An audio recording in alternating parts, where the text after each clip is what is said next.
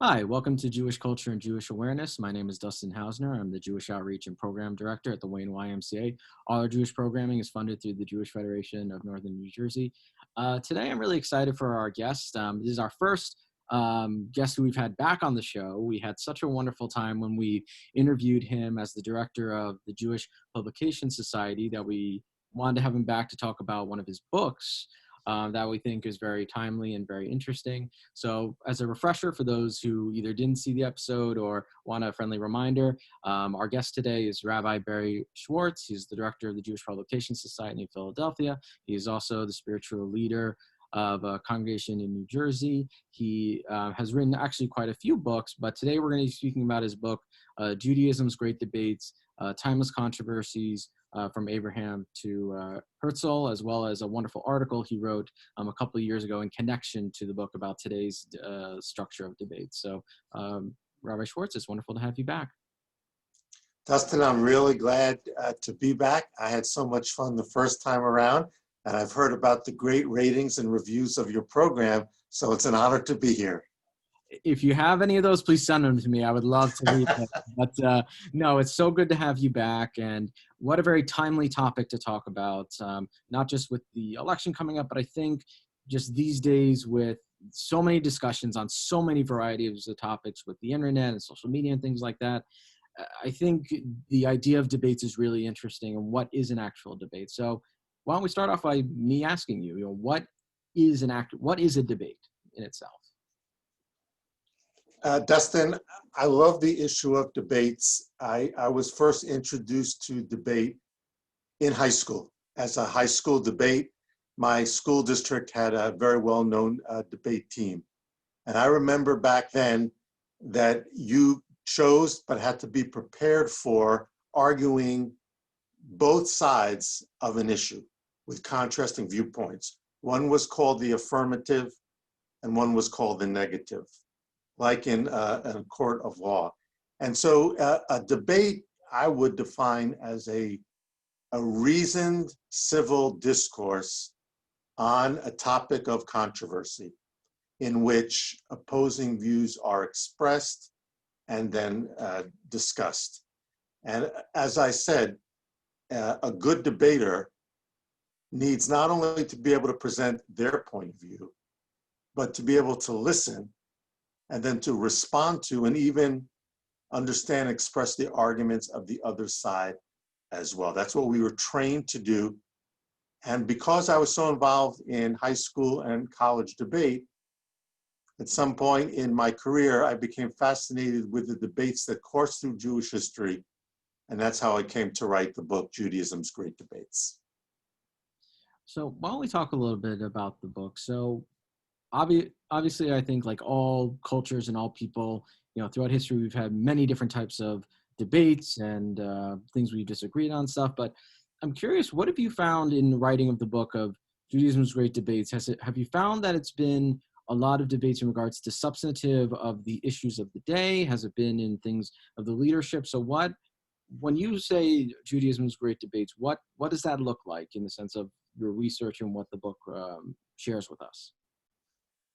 When I say a great debate, I'm talking about a debate that happened in a certain time and a certain place, but which really continues because the issues that it addresses are so broad, so deep, and timely but timeless at the same time, that the debate actually continues throughout Jewish history. So in my book, I take a historical approach.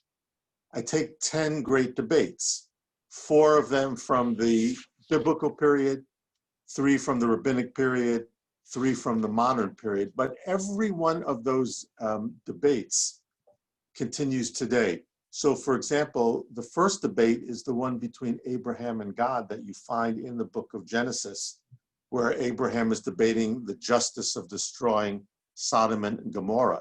Well, that debate over justice and the how you treat innocent bystanders, proportionality, all of those issues continue today.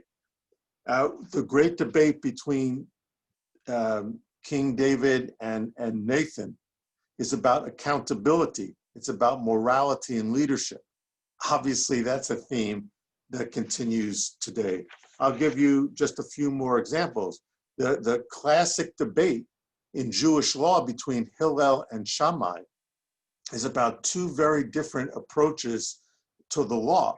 Today, we have an echo of that in those who argue what's called original intent when understanding the Constitution, and those who argue living document, one that changes and evolves. The different views of what we call judicial philosophy between Hillel and Shammai is part of a great debate that continues in Jewish law and in civil law to this day. I'll just also add, I love the three debates that I chronicle in modern Judaism. The first is the famous debate between Baruch Spinoza and the Amsterdam rabbis. Everybody knows that Spinoza was excommunicated, but the issue that was being debated between Spinoza and the rabbis and the Ma'amad, the group that ran the synagogue, was the debate over boundaries and how far you can reinterpret Judaism and still call it Judaism, still call it authentic Judaism. That's a debate over evolution and boundaries that we're continuing to have today. The last debate chronicled in my book is the debate between Theodor Herzl, the founder of modern Zionism, and the most influential leader of the day in American Judaism, Isaac Mayer Wise, who had very strong religious reasons then to oppose Zionism. This was the debate over Zionism. Now, historically, that debate may have been settled to one extent with the establishment of the State of Israel, but as you know, there continues to be a great amount of debate in Israel and between Israel and diaspora about what a Jewish state should look like. What are the parameters? What are the elements of a Jewish state? So in every one of these great debates, they may have arisen and been expressed in a particular time and place, but the issues continue to be debated until today. That's a great debate. What do you think? And I find it interesting, your example of obviously Herzl, where, we have the privilege of hindsight and saying, oh, well, we know how the story ended.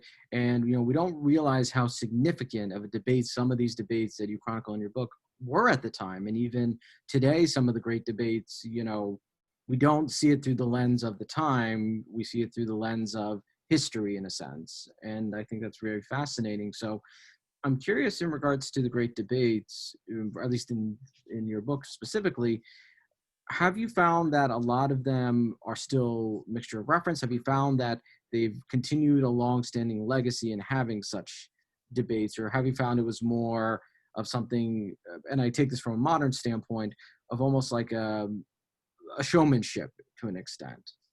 So I'm curious your thoughts. Unfortunately, often we forget our history. And often we come to an issue today and there are opposing viewpoints and people start to debate or have a pseudo debate. We'll talk about the difference in a minute. And they forget that there's a long history to these issues. And people as smart, if not smarter than ourselves, have been discussing these issues before. So there's no question, as I said, almost by definition, the great debates that we look at are debates that continue through time, they continue through history. But whether or not we debate these issues and do justice to them in the way that they may have been debated before depends on how well informed we are, how much we remember our history. Let me just suffice it to say, although I'll have much more to say on this, I think, when we go to more contemporary commentary, that we're not doing a great job of learning about these debates from our history. We don't study history enough, but in particular, we don't study intellectual history, and that's how ideas evolve and are debated over time. If we did, I think our discourse would be a little bit more informed today. So why don't we jump a little bit more to forwarding to today? You wrote a wonderful article, Our Sorry State of Debate, which I think gives a hint of where you're coming at the topic. But in it, there's a couple things you mentioned, but one thing you mentioned as a positive is kind of the Lincoln Douglas debate, which is something I've heard all throughout my life. You know, the Lincoln Douglas debate is this great big thing. And you explained it a little bit in your article, but just for context, why is that kind of the automatic reference point for many people when it comes to what good debate or what a real debate is? I'm glad to have the opportunity to respond to that, Dustin. The article that you reference was actually written on the eve of the 2016 elections. It was published in the Jewish Standard. I'm besides being the head of JPS, I am the rabbi of Congregation Adas Emuno in Leonia, New Jersey. So I'm part of the community up here in northern New Jersey. It's where I live. And I was so disheartened by the state of debate that I wrote that op-ed. And believe me, I could have it published all over again.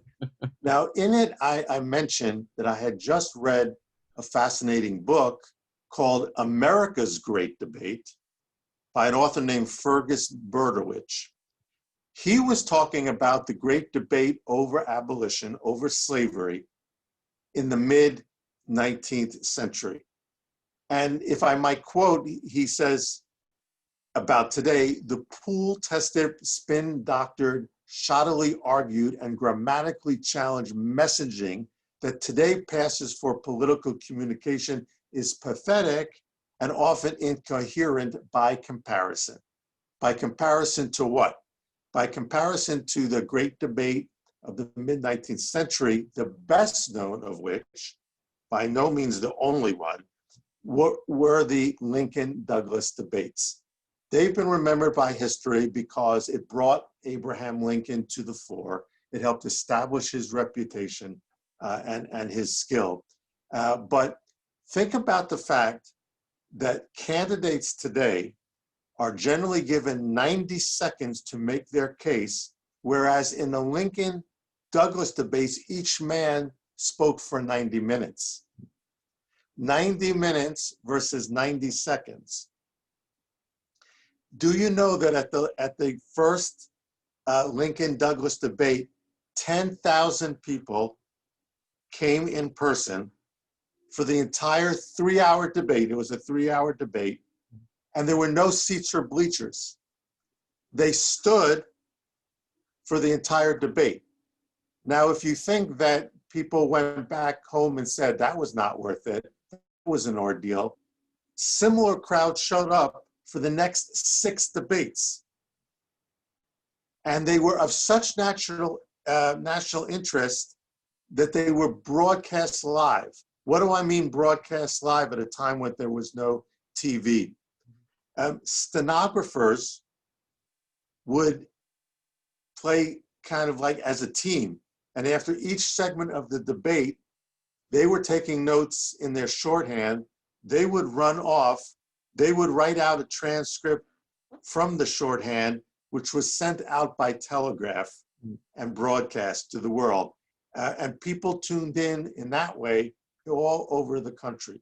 So people understood that they were seeing something truly important about the key issue, which was not resolved, which led to civil war.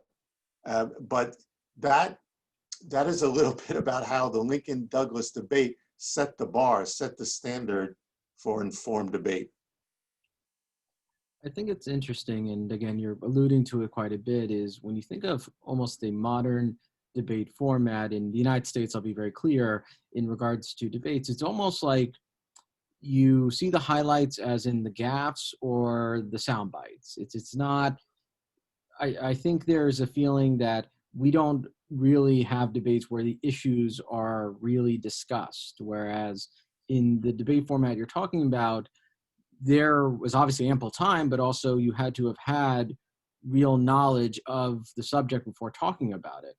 I'm curious, what do you feel about, you alluded to it a little bit, but modern quote unquote debates, do you think that that's been something that's been adapted because it's easier? Do you think it's something that's just been changed as an idea of the argument that people have less attention spans? Why do you think the debates have went from the format you're talking about to what we have today? All right, Dustin, you're getting me started on this. So let me give it to you straight here. What passes for political debate today, I'm referring to the presidential debate and the vice presidential debate, I wouldn't even use the word debate. It's a media spectacle. It's something designed not just for contemporary television, but for the utter lack of attention span and for sensational media coverage. So I believe the media is complicit on this. Dustin, I would go so far as to say it's not even worth having these so-called debates unless the format and the ground rules change to make this a meaningful exercise. What can you say in 90 seconds? And the questions that are posed before the let's move on are such that they're meant to elicit negative attacks on the opponent and sensational statements that are also made on Twitter by candidates before and after debates. If we're not going to have a meaningful discussion of serious issues facing our country, where a candidate can espouse, articulate a view with the proper amount of time and background, and know that the intention of the debate is to inform rather than to attack, I don't even believe we should be doing this. Why do you think, again, you mentioned just now about why you believe the media has been complicit and would support the type of style we see today. Why do you think candidates, for example, like they agree to these type of debates, presidential, congressional, so forth? They're not that vastly different. It's really just the presidential one is obviously the one a lot of people pay attention to when it's presidential election. I'm curious why you think officials don't have the feeling or standard that they should necessarily have these more elongated debates and do settle or agree to this particular style of what you would say is not even a debate. It's really a chance for them to share bullet points or just parts of campaign slogans. Dustin, this is going to sound harsh, but the candidates today just see the debates as another campaign stop, which will improve their standing or not. Unfortunately, their polling indicates that going negative, has a desired effect, and they don't have the interest of educating the citizenry. For after all, democracy rests on informed consent of the governed. Informed consent of the governed. If they did, they would say, wait a minute, we need to change the ground rules and we need to have a true debate and not a spectacle. I was just thinking the other day, what if the candidates said, we're going to have one debate, it's going to be several hours long, we're going to bring our vice presidential candidates with us, and we're going to have, a true, deep discussion of the issues. That's the only thing we're interested in doing. And one of the ground rules will be we will espouse our positions and we will refrain from personal attacks. We can attack the veracity or the efficacy of an opposing argument, but no personal attacks. I had this fantasy that the candidates would change the rules after listening to this broadcast today and decide to have a real debate.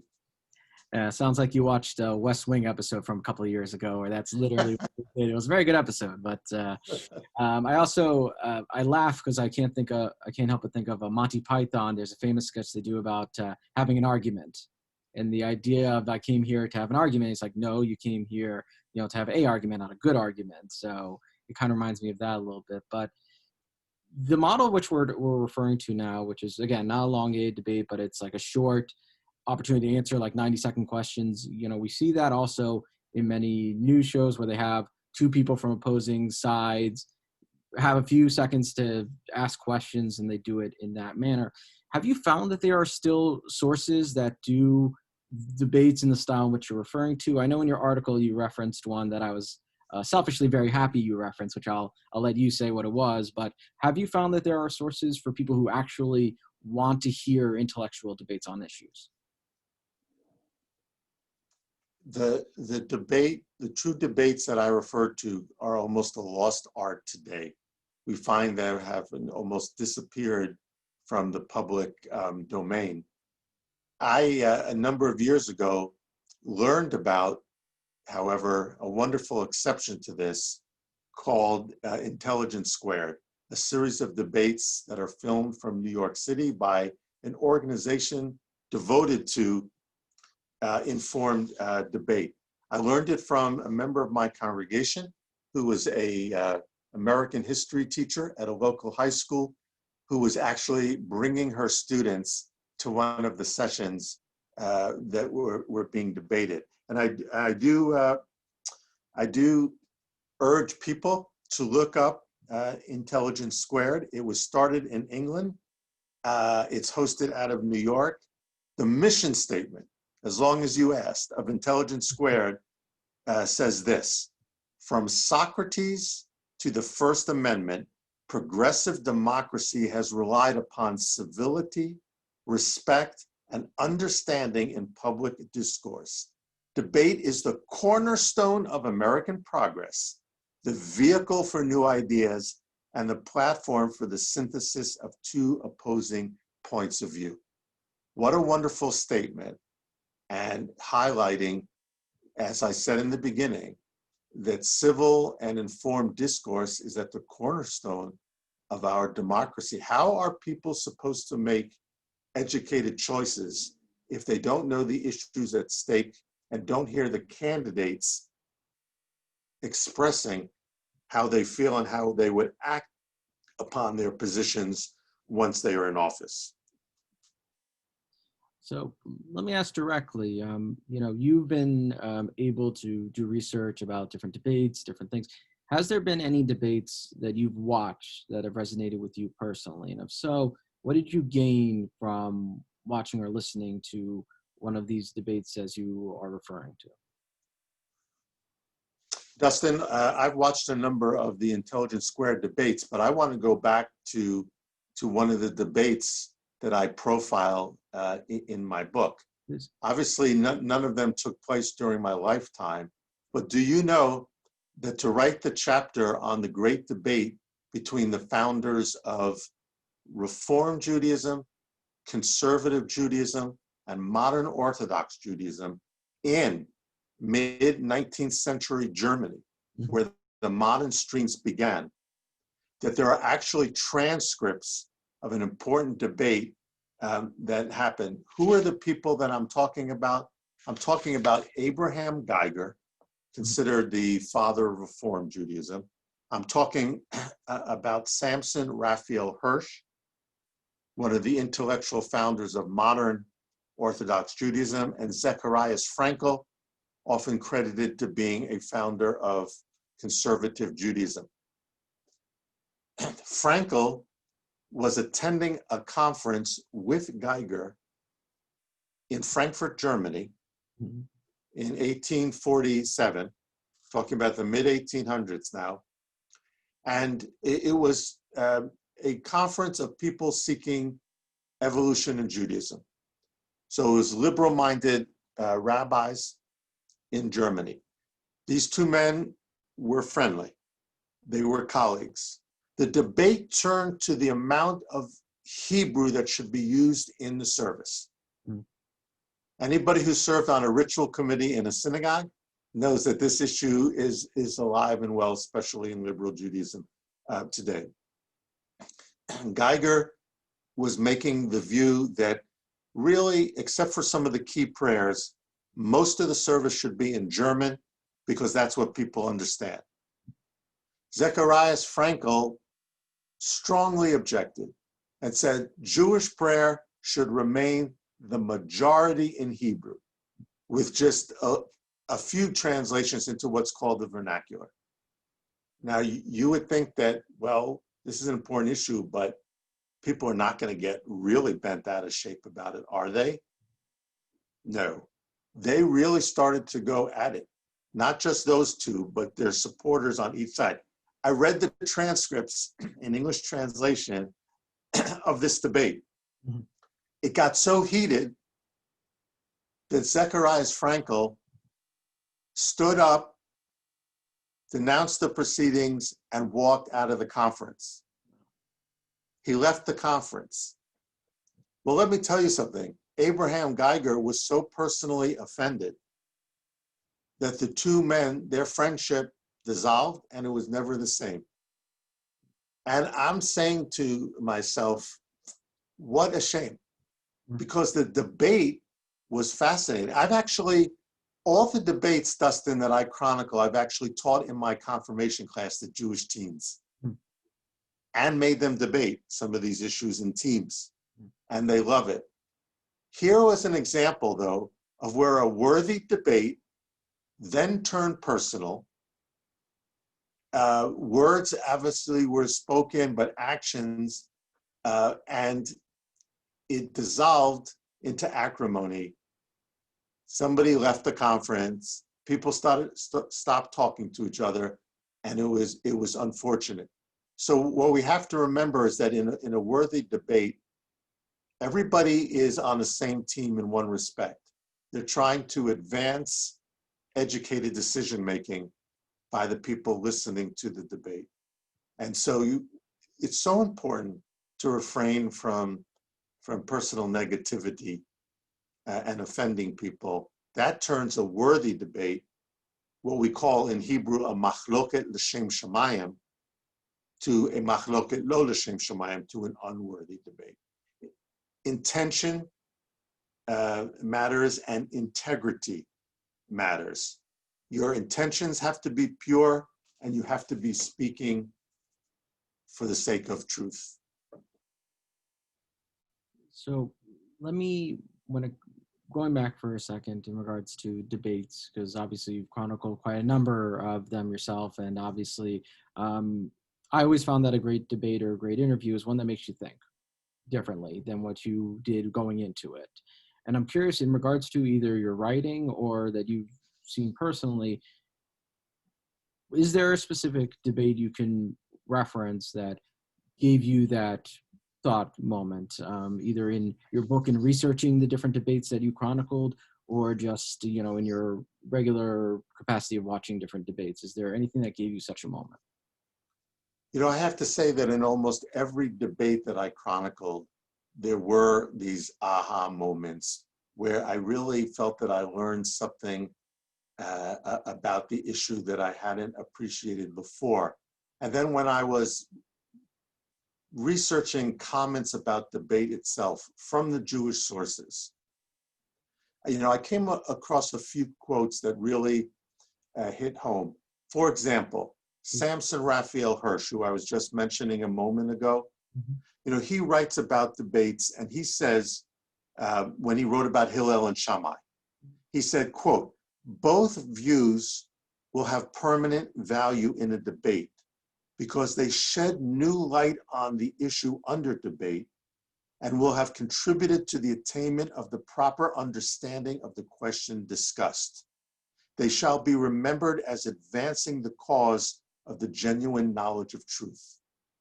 And Hirsch was just expressing the view of the Talmud. There's a famous expression, Elu ve'elu divrei Elohim hayim, that these and these are the words of the living God. That both sides of the debate are cool. Why does the Talmud bother to record the minority opinion, which so often is Shammai rather than Hillel? Or why in court cases do we bother to record a minority opinion, or in the case of the Supreme Court, dissenting opinions? Because we can learn from the majority opinion, but we can also learn from the minority opinions, the dissenting opinions as well. Let me give you one other quote that struck me. It's from Rabbi Nachman of Bratslav, the great Hasidic master. He called debate, machloket, a holy form of communication. And his reasoning is really interesting. He said, because in true debate, it's a form of tzimtzum. Tzimtzum is a Kabbalistic term which means self-limitation. He says, when you are a true debater, you make space for the creation of something new by making your argument, but then restricting yourself and listening to the opposing argument. So he said that just as God enters into an act of self-limitation in order to make possible the world, that's Kabbalah, so worthy debaters restrain themselves in order to make room for opposing viewpoints. What a beautiful thought, that you're doing something holy when you not only express your view, but make room for the expression of an opposing viewpoint. And Rabbi Or Rose, at Hebrew College in Boston, he comments on this teaching of Rabbi Nachman, and listen to what he says, quote, when we disagree with one another, when we take sides, we create the necessary space for the emergence of new and unexpected ideas. Without machloket, without debate, the horizon of human discovery would be severely limited. That's if we are true debaters and make room for the other side. Let me ask, do you have any hope for, because I find that sometimes things are able to loop back around. So right now with the coronavirus, drive-in movie theaters that were dying come back. Everyone's listening to classic records, like real records now. You know, sometimes things get re-cherished and come back. Do you think there's the hope that debates, the way you're talking about, like real, long, substantive debates like you're talking about, could make a comeback in the future? In order to have them, you need agreement from both sides, don't you? And so it would take a pair of brave candidates, presidential candidates or vice presidential candidates, or other significant races that would say, we do want to debate, we want to change the ground rules to make great debating possible again.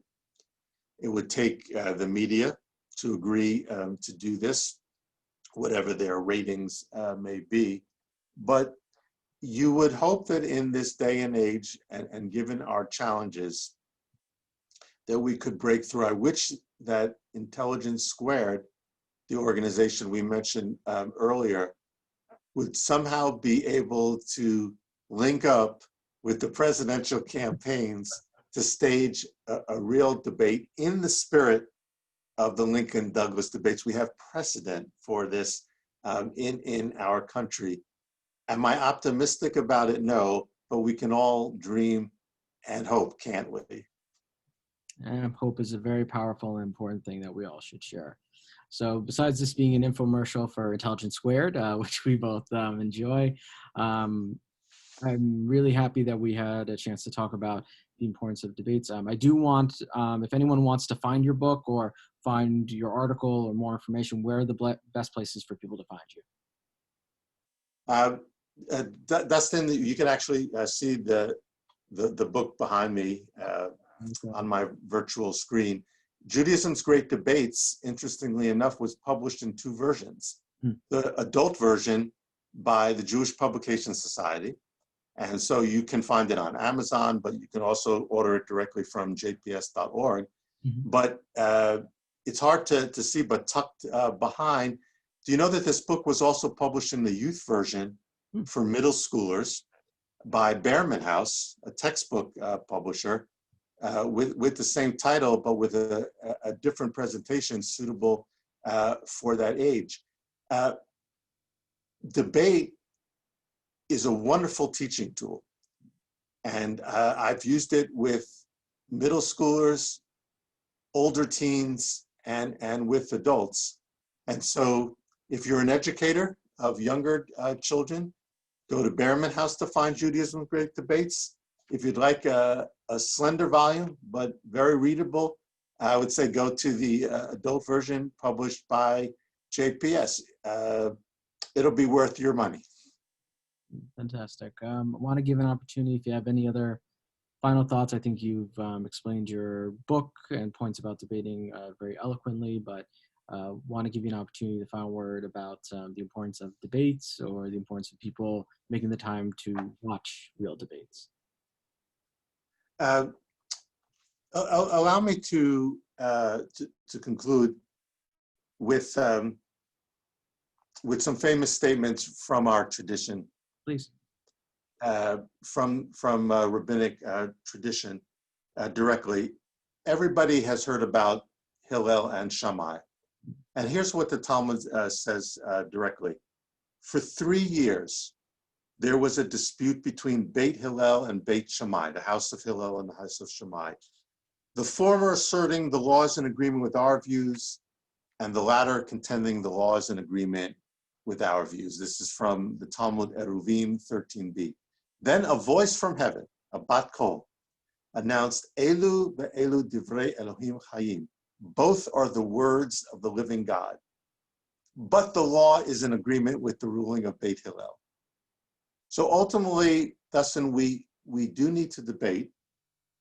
We do need to ultimately decide, choose a position, but we also need to respect the opposing view. And let me close with a comment to this source, to Hillel and Shammai, from Rabbi Joseph Telushkin, a well-known contemporary rabbi who actually wrote a book about Hillel.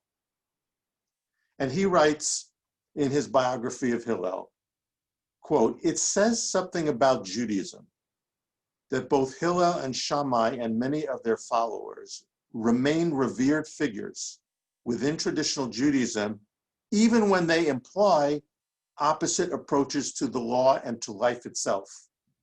In this regard, Talmudic Judaism is anti-fundamentalist. It isn't simply the answer that is prized, it is the argument itself, the culture of disputation, the wrestling with the truth. My final thought is, let's prize what our tradition teaches, the machloket l'shem shamayim, the debate for the sake of heaven, the culture of disputation, and the wrestling with truth. Thank you. Brother Schwartz, thank you so much for coming on our show and talking about your wonderful book and your thoughts and your wonderful article. I hope those out there who are watching this enjoyed it. Remember to go out and vote in November, regardless of any affiliation. Remember to go out and vote, whether it's by mail or in person. And we want to wish you good safety, good health. We want to wish you well. Rabbi Schwartz, thank you again for joining us today. Thank you. Shana Tova to everybody. Shana Tova.